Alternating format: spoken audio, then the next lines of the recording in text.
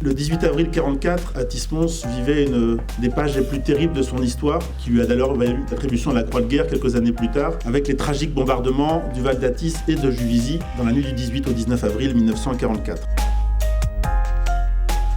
De cet événement, il nous reste une avenue qui porte ce nom. Il nous reste des célébrations, des rassemblements annuels. Mais disons les choses honnêtement, au fil des années, le souvenir disparaît, la mémoire s'enfouit, et le pire serait de les enfermer dans l'oubli.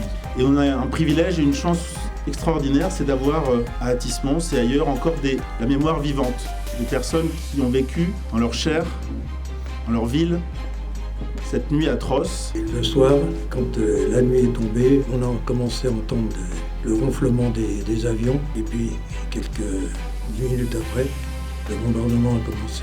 Mon père avait justement construit un abri anti-aérien pour se protéger. Les bombes sont tombées dans le jardin et ont soufflé la maison.